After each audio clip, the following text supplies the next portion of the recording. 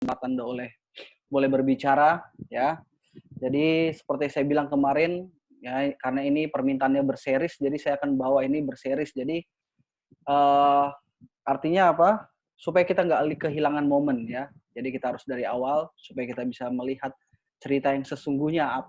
Di akhir kita akan lihat klimaks yang sebenarnya apa yang Tuhan inginkan dalam kehidupan kita. Nah, kemarin kita sudah melihat ya bahwa alasan mengapa kita menjadi Seventh Day Adventist adalah untuk menunjukkan kepada dunia ini atau secara khusus menunjukkan kepada alam semesta ini bahwa kita ini sanggup untuk menuruti hukum Tuhan ya, bahwa kita ini sanggup untuk menuruti hukum Tuhan. Itu alasan kita menjadi Seventh Day Adventist ya, untuk menunjukkan kepada seluruh dunia, kepada seluruh alam semesta bahwa apa yang Tuhan katakan ya waktu di surga lalu adalah sebuah kebenaran, bahwa manusia sanggup untuk dapat menuruti hukum Tuhan. Tapi setan katakan tidak ya. Jadi kita melanjutkan cerita ini. Tapi sebelum kita lebih lanjut, mari kita tunduk kepala sekali lagi, kita berdoa. Maha besar Tuhan Bapa kami yang bertata dalam kerajaan surga, terima kasih ya Tuhan, di sore hari ini kami datang kembali ke hadirat-Mu. Kami sebagai manusia tidak dapat mengerti akan firman-Mu ya Tuhan. Tapi firman-Mu katakan bahwa ketika Roh Kudus-Mu datang, Dia akan menuntun kami kepada seluruh kebenaran. Kiranya Kau memberkati hamba-Mu secara khusus ya Tuhan, dan biarlah Kau taruh firman-Mu dalam mulut hamba-Mu sehingga hamba-Mu dapat berkata-kata sesuai dengan kehendak-Mu saja. Dan biarlah Tuhan Roh Kudus-Mu yang akan mengontrol pikiran hamba-Mu Tuhan, sehingga apa yang keluar dari mulut hamba-Mu hanya yang berasal daripada Engkau, bukan pemikiran hamba-Mu ya Tuhan. Berkati kami semua, berkati juga Zoom ini ya Tuhan, di luar kemampuan kami, dan berkati juga sahabat-sahabat kami yang mungkin masih belum datang ke sini ya Tuhan. Kiranya Kau memberkati, dan biarlah mereka pun dapatkan berkat yang sama seperti kami Tuhan. Terima kasih banyak Bapa. Biarlah Kau buka mata rohani kami pada sore hari ini untuk mendengarkan firman-Mu, karena kami berdoa di dalam nama Yesus Tuhan dan Juru Selamat kami. Amin.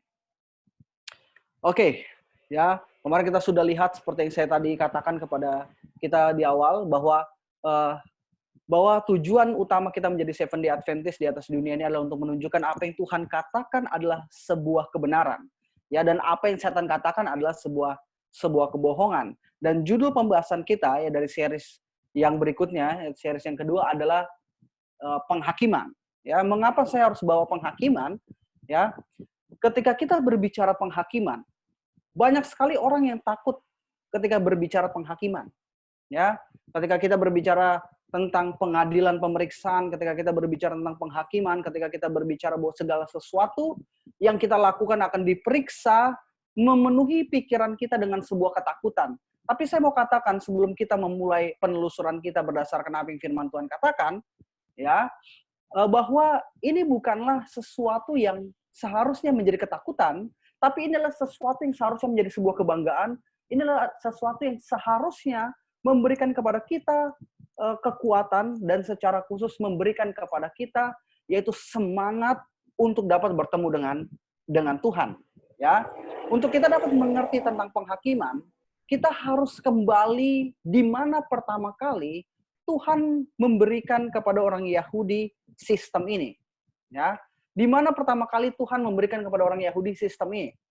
Ya, karena kita tahu bahwa penghakiman di dalam festival orang Yahudi ini adalah festival yang ke-6. Ya, 3 festival pertama ini adalah festival musim semi. Ya, yaitu yang pertama adalah Paskah.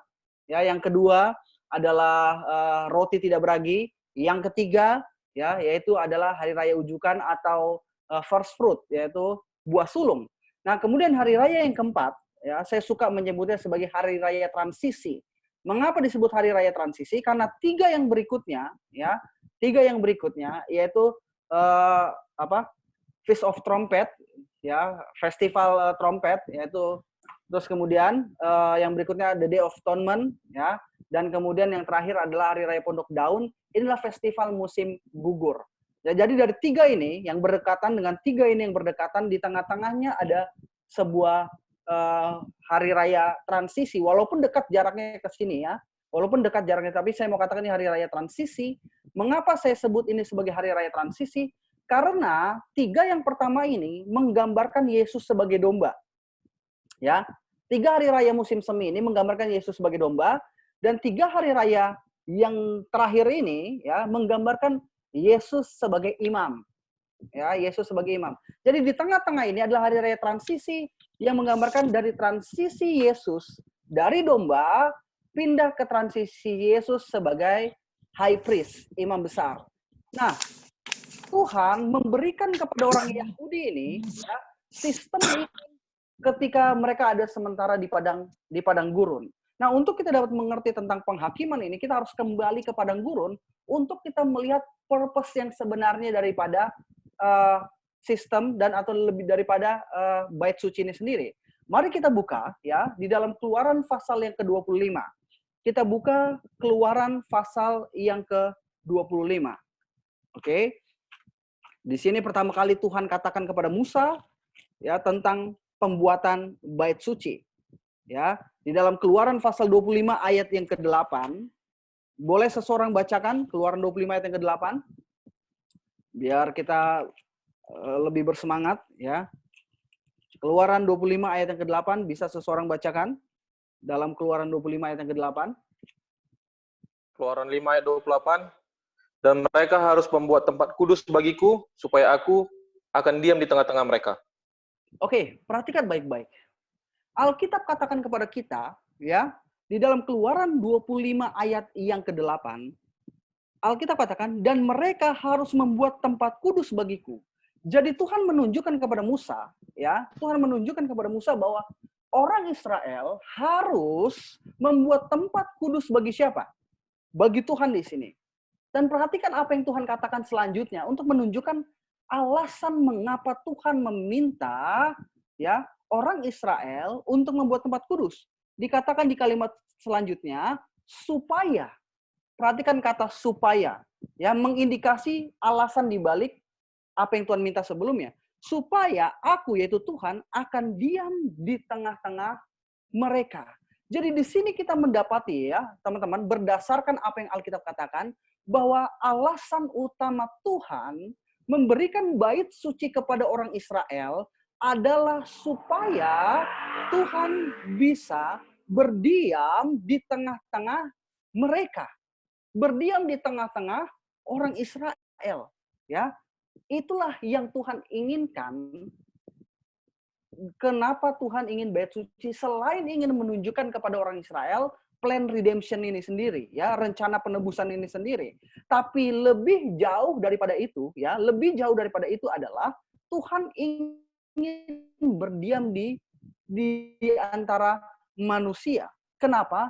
Karena sesuatu yang hilang di Eden ya dalam Kejadian pasal yang ketiga oleh karena dosa Adam ya ketika manusia terpisah ya Alkitab juga katakan kepada kita bahwa dosalah yang memisahkan kita dengan Tuhan, bukan telinga Tuhan yang tidak mendengar, bukan tangan Tuhan yang kurang panjang kata Alkitab, tetapi dosalah yang memisahkan kita dari Tuhan. Artinya kerinduan utama Tuhan adalah untuk Dia dapat berdiam.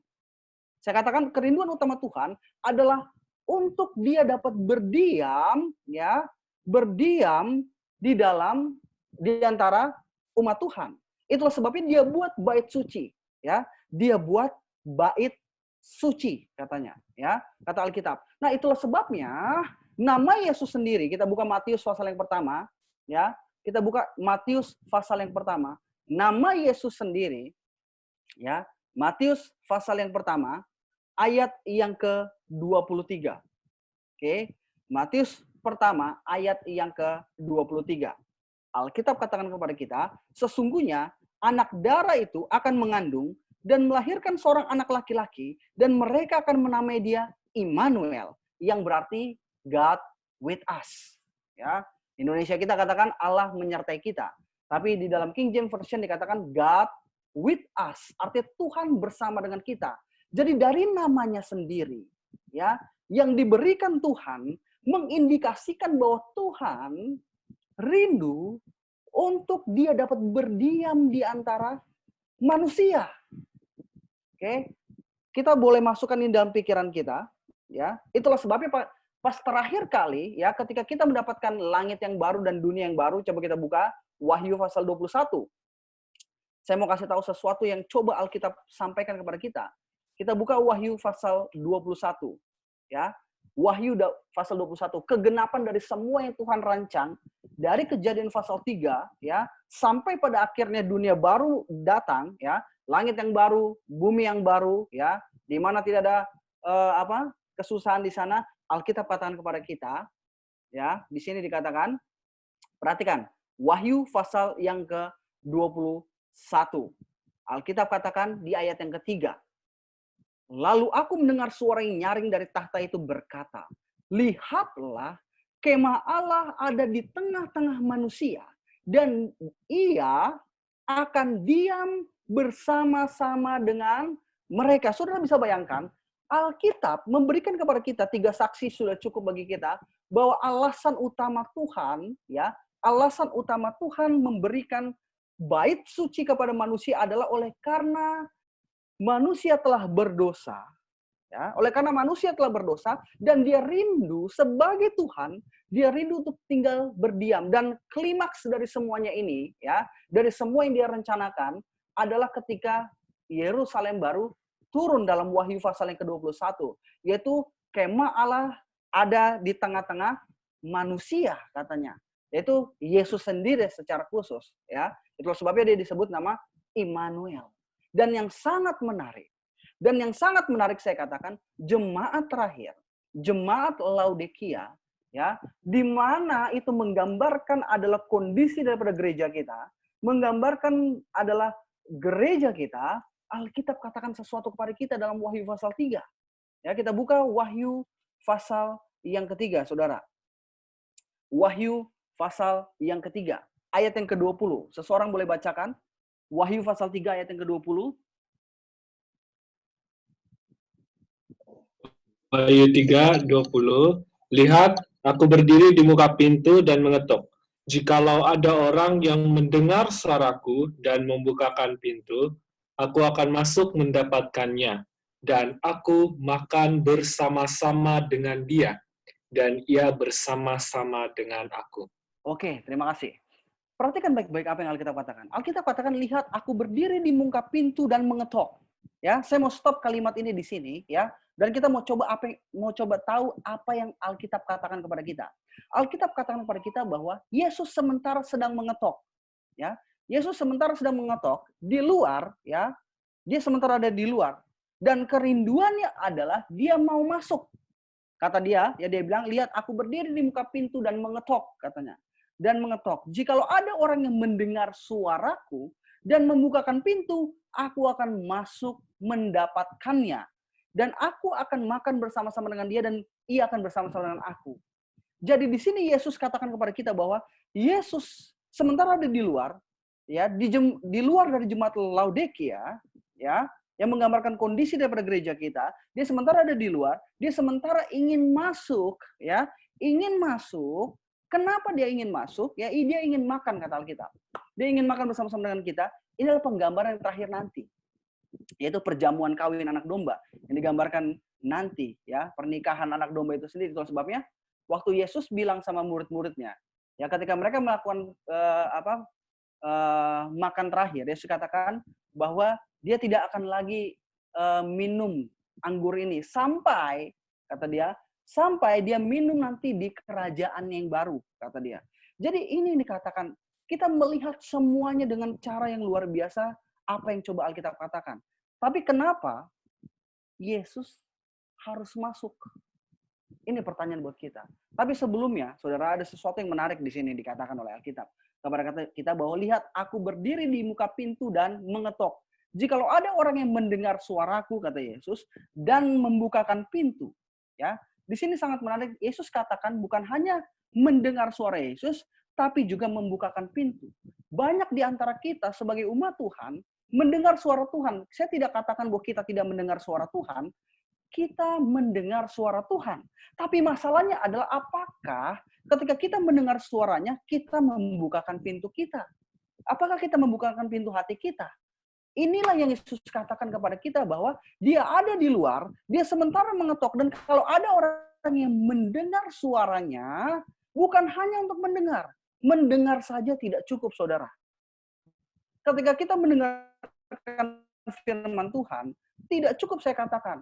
Kalau begitu, mungkin orang tanya, kalau gitu nggak perlu dong kita dengar firman Tuhan. Firman Tuhan itu penting, kita mendengar. Tapi saya mau katakan adalah, mendengar firman Tuhan saja tidak cukup. Kenapa? Karena kita harus membuka pintu kita. Tapi pertanyaannya adalah, mengapa kita harus membuka pintu kita? Mengapa Yesus harus sampai mengetuk? Alasannya adalah kita buka Wahyu pasal 3 ayat 14. Perhatikan apa yang dia katakan. Ini alasannya, saudara. Wahyu pasal 3 ayat 14. Dan tuliskanlah kepada malaikat jemaat di Laodikia. Inilah firman dari Amin, saksi yang setia dan benar permulaan dari ciptaan Allah. Alkitab katakan kepada kita bahwa Yesus katakan, ya, bahwa ini adalah firman dari Amin, saksi yang setia dan benar. Jadi Alkitab katakan kepada kita bahwa Yesus digambarkan sebagai saksi. Ketika kita berbicara saksi, kita selalu merujuk pemikiran kita, pasti akan selalu merujuk bahwa saksi selalu ada, ya, selalu ada saksi ketika ada pengadilan. Benar atau tidak? Ya, ini yang terjadi, saudara. Ada saksi, ya, karena ada sebuah pengadilan, ya. Pengadilan membutuhkan sebuah saksi. Tapi itu yang terjadi kenapa Yesus harus mengetok pintu kita, karena kita sementara sedang ada di dalam pengadilan, saudara-saudara. Karena kita sementara ada di dalam pengadilan, ya. Itulah sebabnya nama Laodikia itu sendiri artinya adalah umat yang dihakimi, ya. Umat yang dihakimi. Kenapa? Karena kita sementara ada dalam penghakiman Tuhan. Tapi seperti yang saya bilang di awal, saudara-saudara, bahwa saya tidak ingin membuat kita menjadi ketakutan, ya. Kita akan melihat sesuatu yang luar biasa di sini berdasarkan apa yang firman Tuhan katakan kepada kita. Jadi alasannya mengapa, ya, mengapa Yesus mengetuk pintu kita, ya, oleh karena kita sementara ada di dalam penghakiman. Yesus rindu berdiam, ya. Kenapa? Karena kita ada di dalam penghakiman. Kalau Yesus tidak berdiam di dalam kita, kita akan mengalami sesuatu yang bahaya sementara kita melewati sebuah penghakiman. Dan kita telah melihat kemarin, saudara, dalam pelajaran kita yang sebelumnya, ya, bahwa Tuhan, ya, berkata sesuatu bahwa manusia sanggup untuk mengalahkan dosa, tapi setan katakan bahwa manusia tidak sanggup. Ya, dan melalui pengadilan inilah, ini akan ditunjukkan kepada seluruh dunia apa yang coba Alkitab katakan kepada kita. Nah, itulah sebabnya saya ingin memberikan kutipan kepada kita, saudara-saudara, ya, pada sore hari ini, ya. Perhatikan apa yang Roh Nubuat katakan kepada kita di sini. Oke. Roh Nubuat katakan kepada kita di sini, ya, dalam CIHS, yaitu Christ in His Sanctuary, ya, paragraf halaman 3, paragraf 4. Dikatakan, pengertian yang benar dari pelayanan di tempat kudus surgawi adalah fondasi dari iman kita. Jadi Roh Nubuat katakan bahwa pengertian yang benar dari pelayanan di tempat kudus surgawi adalah sebuah fondasi dari iman kita itu sendiri, saudara. Ya, mengapa ini menjadi sebuah fondasi bagi kita? Ya, mengapa ini menjadi sebuah fondasi bagi kita? Perhatikan baik-baik apa yang Roh Nubuat katakan kepada kita. Ya, perhatikan baik-baik apa yang Roh Nubuat katakan kepada kita, saudara. Di sini dalam Great Controversy halaman 488 paragraf 2. Subjek tempat kudus dan pengadilan pemeriksaan harus dipahami dengan jelas oleh umat Allah. Saya mau kita melihat baik-baik apa yang dicoba disampaikan oleh Roh Nubuat di sini. Ya, Roh Nubuat katakan kepada kita, ya. Roh Nubuat katakan kepada kita di sini, ya, bahwa subjek tempat kudus, ya, bait suci yang kita lihat, dan pengadilan pemeriksaan harus dikatakan, harus diapain? Dipahami dengan apa? Dengan jelas. Clearly understood, katanya, by the people of God, kata dia. Jadi ini harus benar-benar dipahami dengan jelas. Kenapa? Perhatikan, semua membutuhkan pengetahuan untuk diri mereka sendiri tentang satu, posisi, ya, dan kedua, pekerjaan imam besar mereka. Jadi dari subjek tempat kudus ini, kita sebagai umat Tuhan akan tahu posisi imam besar kita dan pekerjaan imam besar kita. Kenapa? Kalau kita tidak tahu posisi dan pekerjaan imam besar ini, dikatakan kalau tidak mungkin, katanya, tidak mungkin, kata dia, bagi mereka, yaitu Seventh-day Adventist, untuk menjalankan iman yang dibutuhkan pada saat ini. Jadi Rono buat kata kepada kita, bahwa kalau kita tidak mengerti dengan benar tempat kudus ini, ya, dan pengadilan pemeriksaan, dan kita harus tahu di mana posisi Yesus dan pekerjaan imam besar kita, yaitu Yesus sendiri, kalau tidak mungkin bagi kita untuk menjalankan iman yang dibutuhkan saat ini. Saudara, saya mau katakan sesuatu. Iman kita adalah iman yang berbeda dari segala zaman. Kenapa saya katakan? Karena setiap orang, ya, setiap umat Tuhan di setiap zaman memiliki iman yang berbeda sesuai dengan zamannya. Sebagai contoh, kasus Nuh, ya. Nuh mempunyai iman, yaitu imannya apa? Bahwa akan datang air bah ke atas dunia ini.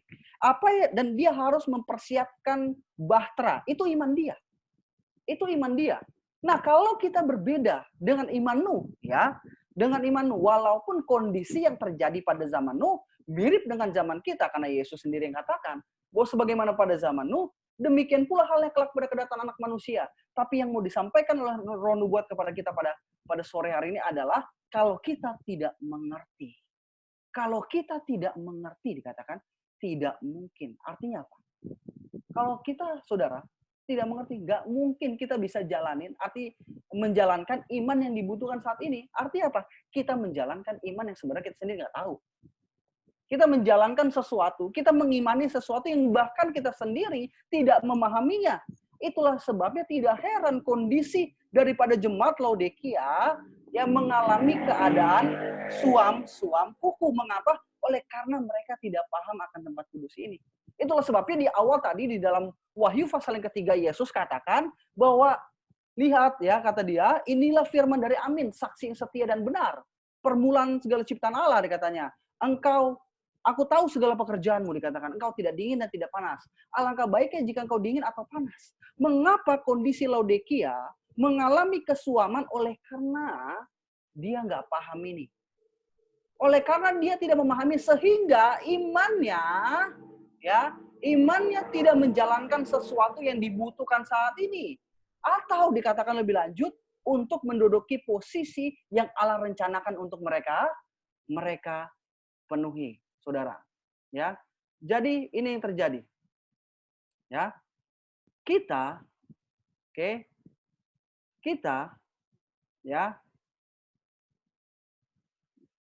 sebagai umat Tuhan, pada akhir mengapa mengalami kondisi Laodikia? Oleh karena kita tidak mengerti subjek tempat kudus ini dan pengadilan pemeriksaan. Sebagaimana kemarin, ya, kita sudah belajar bahwa tujuan utama kita sebagai Seventh-day Adventist, tujuan utama kita sebagai umat Tuhan untuk menunjukkan kepada seluruh alam semesta bahwa apa yang Tuhan katakan benar.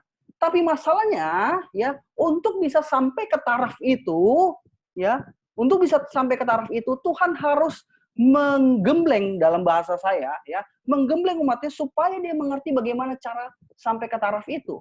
Tapi masalahnya adalah umat Tuhan sementara dalam kondisi Laodikia, ya, sehingga yang terjadi adalah umat Tuhan tidak dapat mengerti iman yang dibutuhkan sampai saat ini. Tidak heran, ya, banyak di antara umat-umat Tuhan sendiri sampai saat ini masih sibuk dengan apa yang dibutuhkan dunia. Maka kita akan, saudara, ya, saya mau katakan sebelum kita nanti lebih lanjut lagi, kita akan membahas lebih lanjut di minggu depan alasan mengapa Tuhan memberikan lockdown kepada kita. Alasan mengapa Tuhan mengizinkan kepada kita ada yang namanya COVID-19. Kita akan melihat ketika kita melihat ini, kita akan melihat di minggu depan. Oleh sebab itu, yakinkan saudara untuk dapat mendengar lebih lanjut karena ini berseri supaya kita bisa melihat. Tapi satu hal yang tadi dikatakan oleh Rono Buat kepada kita, bahwa kalau kita tidak mengerti, ya kalau kita tidak mengerti, kita nggak bisa menjalankan exercise our faith katanya yang dibutuhkan pada saat ini. Pertanyaan saya, apa yang dibutuhkan saat ini? Iman apa yang dibutuhkan saat ini? Kita adalah umat-umat Tuhan yang sementara ada di dalam pengadilan. Pertama, ya, di dalam penghakiman. Yang kedua, kita adalah umat-umat Tuhan yang ada ya di masa-masa menjelang kedatangan Kristus yang kedua kali. Artinya, kalau kita tidak mengerti subjek ini, nggak mungkin kita bisa menjalankan iman di mana Yesus sementara sedang menghakimi, iman di mana Yesus ya akan datang kembali ke atas dunia ini. Itulah sebabnya tidak heran Yesus katakan di dalam Lukas, apabila anak manusia ini datang, apakah ia akan menemukan iman di atas dunia ini? Apakah ia akan menemukan iman di atas dunia ini? Ini Yesus tanya. Mengapa Yesus sampai harus tanya? Oleh karena sesuatu yang terjadi di dalam jemaat Laodikia. Itulah sebabnya Laodikia, Yesus memberitahukan kepada Laodikia bahwa dia harus memberi emas. Apa itu emas? Di dalam 1 Petrus katakan bahwa iman kita itu sama seperti emas yang dileburkan. Ya, artinya apa? Kita bisa tahu. Sesuai dengan apa yang Alkitab katakan bahwa Laodikia tidak memiliki iman. Ya, dengan kata lain, dan Roh Nubuat juga katakan kepada kita, kalau kita tidak tahu, maka kita tidak bisa jalankan iman kita.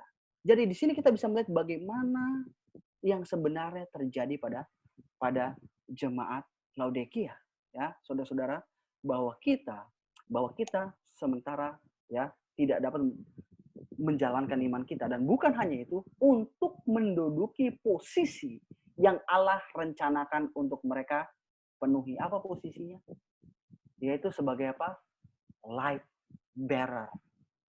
Ya, sama seperti Lucifer sebagai light bearer, pembawa terang. Kita pun menduduki posisi sebagai pembawa terang. Tapi bagaimana mungkin kita membawa terang kalau kita sendiri nggak tahu? Ini yang terjadi oleh karena kesalahan dan ketidakmengertian kita akan subjek itu sendiri. Dan faktanya, saudara, ya, dan faktanya kita lihat apa yang dikatakan oleh Roh Nubuat selanjutnya, ya. Apa yang dikatakan oleh Roh Nubuat selanjutnya kepada kita, dikatakan di dalam Great Controversy 488 paragraf 3. Tempat kudus di surga adalah pusat dari pekerjaan Kristus bagi manusia. Itu menyangkut setiap jiwa yang hidup di bumi ini, kata dia. Itu membuka pemandangan akan rencana penebusan dan membawa kita ke akhir waktu dan mengungkapkan masalah kemenangan dari pertentangan antara kebenaran dan dosa. Perhatikan. Mengungkapkan masalah kemenangan dari pertentangan antara kebenaran dan dosa. Ini yang kita pelajari minggu lalu, saudara. Yaitu bahwa Tuhan memberikan kepada kita sebagai umat Tuhan oleh karena untuk menunjukkan bahwa pertentangan ini, bahwa setan katakan tidak sanggup, tapi Tuhan katakan sanggup untuk mengungkapkan masalah kemenangan ini melalui tempat kudus. Dan lebih lanjut dikatakan adalah sangat penting bahwa semua orang harus menyelidiki dengan seksama masalah-masalah ini dan dapat memberikan jawaban kepada semua orang yang bertanya kepada mereka alasan harapan yang ada di dalamnya. Jadi di sini saudara, ya, kita bisa melihat bahwa kenapa kita mempelajari tempat itu untuk mengungkapkan masalah kemenangan. Artinya dari pelajaran kita minggu lalu bahwa kita sebagai umat Tuhan untuk menunjukkan kepada seluruh alam semesta ini bahwa kita adalah satu umat yang akan sanggup untuk dapat hidup sesuai dengan apa yang Tuhan katakan. Bagaimana caranya? Yaitu melalui tempat kudus. Ketika kita mengerti tempat kudus ini, barulah kita dapat mengerti apa yang Tuhan katakan adalah sebuah kebenaran. Barulah kita memahami apa yang Tuhan katakan adalah sebuah kebenaran. Tidak heran sampai saat ini kita sebagai umat Tuhan tidak mengerti dengan benar. Ini yang terjadi, saudara. Tidak heran kita sebagai umat Tuhan tidak mengerti sampai saat ini. Ini yang terjadi. Ya. Dan bahkan kalau kita lihat lebih lanjut, saudaraku, ya. Kalau kita lihat lebih lanjut, dikatakan di dalam manuskrip rilis, ya, manuskrip rilis volume yang pertama, halaman 228 paragraf 2. Tujuan Tuhan dalam memberikan pekabaran malaikat ketiga kepada dunia adalah untuk mempersiapkan suatu umat untuk berdiri benar untuk dia selama pengadilan pemeriksaan. Perhatikan baik-baik apa yang dikatakan di sini kepada kita. Bahwa tujuan Tuhan memberikan pekabaran malaikat ketiga, ya, itu pekabaran yang diberikan kepada Seventh-day Adventist, ya, itu untuk apa? Mempersiapkan apa? Suatu umat untuk berdiri benar untuk dia selama pengadilan pemeriksaan. Ini adalah tujuan yang mana kita mendirikan dan menjaga rumah percetakan kita, sekolah kita, sanitarium kita, restoran higienis, ruang treatment, pabrik makanan. Ini adalah tujuan kita dalam membawa semua lini dalam pekerjaan. Jadi apa yang mau dikatakan oleh Ron Nubuat kepada kita? Ini penting, saudara. Apa yang tadi dikatakan? Ya, saudara. Saya mau lihat kita kembali ke kutipan ini. Ya, saya mau lihat kita kembali ke kutipan ini. Oke, kita kembali ke kutipan ini. Nanti kita akan kembali ke kutipan yang barusan saya mau katakan, supaya kita melihat dengan jelas apa yang dicoba disampaikan Tuhan melalui hambanya. Ya, kalau kita tidak mengerti ini, subjek tempat kudus dan pengadilan pemeriksaan, kalau kita tidak mengerti, kita tidak bisa menjalankan iman kita tadi, yang pertama. Dan kita tidak bisa menduduki posisi yang Allah rencanakan untuk kita penuhi. Nah, apa itu posisinya? Perhatikan di sini, di dalam manuskrip Rilis 1, volume 1, 228 paragraf 2, dikatakan bahwa tujuan Tuhan memberikan rumah percetakan ini didirikan, tujuan kita mendirikan sekolah kita, sanitarium kita, restoran higienis, ruang treatment, pabrik makanan adalah untuk mempersiapkan suatu umat berdiri benar untuk pengadilan pemeriksaan. Jadi apa yang mau dikatakan? Oleh karena ketidakpahaman kita akan pengadilan pemeriksaan, oleh karena ketidakpahaman kita ya akan tempat kudus, sehingga rumah percetakan kita tidak mempersiapkan orang untuk pengadilan pemeriksaan. Yang dicetak adalah buku-buku yang tidak sesuai untuk membawa orang mempunyai karakter seperti Yesus. Tidak heran sekolah kita yang seharusnya menjadi sekolah para nabi, yang seharusnya menjadi sekolah untuk dapat menciptakan orang-orang yang keluar dari sana mempunyai karakter yang siap untuk pengadilan pemeriksaan, menjadi sekolah yang hanya untuk mementingkan sebuah nilai. Tidak heran ya orang-orang yang bergerak di dalam sanitarium, orang-orang yang bergerak di dalam bidang kesehatan, mereka hanya bergerak di dalam bidang kesehatan saja. Itu sama saja, saudara, saya mau katakan, itu kita ya membuat healthy sinner, orang berdosa yang sehat. Kalau kita ingin membuat semua ini, tujuan utama kita adalah apa? Mempersiapkan untuk pengadilan pemeriksaan. Mempersiapkan orang untuk pengadilan pemeriksaan. Kalau ya rumah percetakan kita tidak melakukan itu, rumah percetakan kita sementara sedang gagal. Kalau sekolah kita tidak mempersiapkan orang, tidak mempersiapkan student ya untuk dapat siap berdiri benar selama pengadilan pemeriksaan, maka sekolah itu mengalami sebuah kegagalan, saya katakan. Kalau sanitarium kita tidak membawa orang-orang yang sakit ini untuk dapat mempunyai karakter, melainkan hanya menyembuhkan aja, saya katakan gagal berdasarkan kutipan ini. Ya, gagal. Jadi itulah sebabnya, saudara-saudaraku, ya, itulah sebabnya mengapa kita tidak dapat menempatkan posisi kita sebagai umat Tuhan, oleh karena kita tidak memahami dengan jelas subjek tempat kudus itu dan pengadilan pemeriksaan. Ini yang terjadi, saudara-saudara. Ya, ini yang terjadi. Sehingga kita tidak mengerti tujuan utama kita. Kita hanya menjalankan berdasarkan apa yang kita inginkan. Ini yang terjadi, saudara-saudara.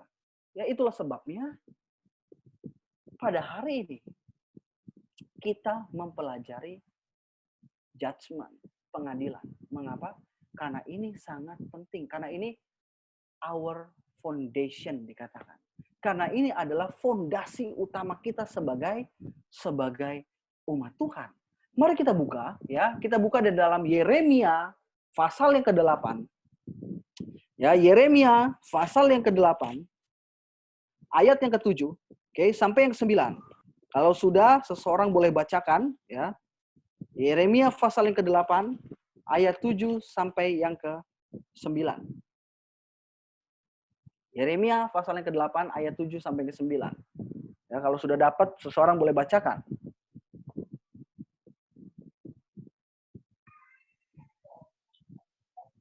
Yeremia 8 ayat 7. Bahkan burung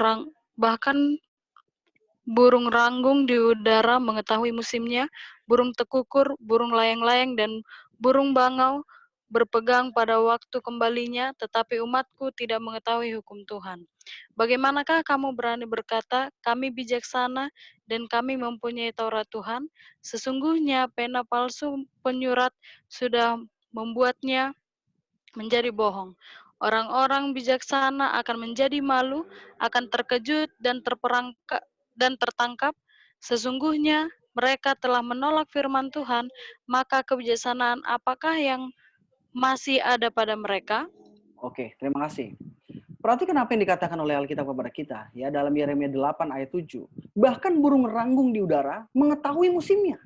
Ya. Jadi katakan bahwa burung ranggung ini tahu ya waktu yang sudah ditetapkan. Bahasa King James-nya dikatakan know her appointed time, kata dia. Dia ini burung ini tahu waktu yang telah ditetapkan, kata dia.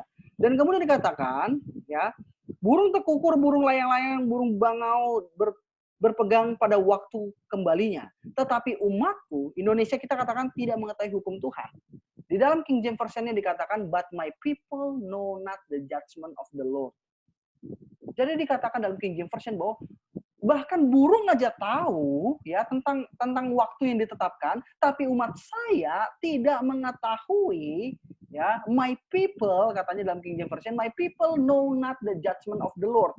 Dia nggak tahu ya pengadilannya Tuhan. Pertanyaan adalah bagaimana mungkin umat Tuhan tidak mengetahui pengadilannya Tuhan? Di ayat yang ke-9 dikatakan kepada kita ya, orang-orang bijaksana akan menjadi malu, akan terkejut dan tertangkap.